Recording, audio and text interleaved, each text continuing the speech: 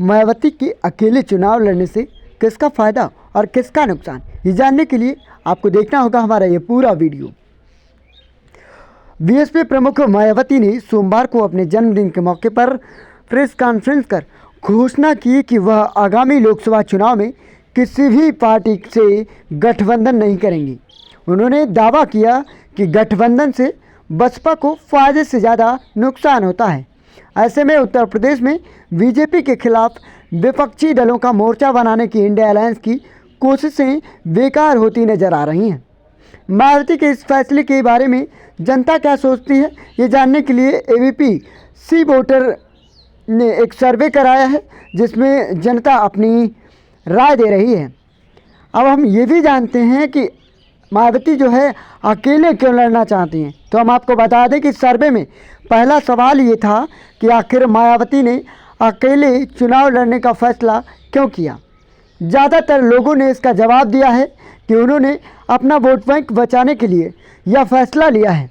करीब 32% लोगों ने कहा कि भारत गठबंधन से मायावती के अलग थलग होने की यही मुख्य वजह है। 22% लोगों ने कहा कि मायावती को अखिलेश यादव का साथ पसंद नहीं है। 17% लोगों ने कहा है कि पिछले चुनावों से सबक लेकर मायावती ने यह फैसला लिया है। 16% लोगों का कहना है कि भारत गठबंधन ने मायावती को उतना महत्व नहीं दिया जितना देना चाहिए था। अब आपको बता दें कि 13% लोगों के पास इस सवाल का कोई जवाब नहीं था। अब ये भी जानना ज़रूरी है कि क्या छोटे दलों से गठबंधन से फ़ायदा होगा। क्या एएमआईएम और राज्य की अन्य छोटी पार्टियों के साथ गठबंधन करके ओवैसी के नया मोर्चा बनाने से बीएसपी को फ़ायदा होगा। इस सवाल पर 50% लोगों ने नहीं का विकल्प चुना है। यानी लोगों का मानना है कि छोटे दलों को संगठित कर तीसरा मोर्चा बनाना बसपा के लिए फ़ायदे का सौदा नहीं है। हालांकि 32% लोगों का मानना है कि इसका फ़ायदा बीएसपी को हो सकता है।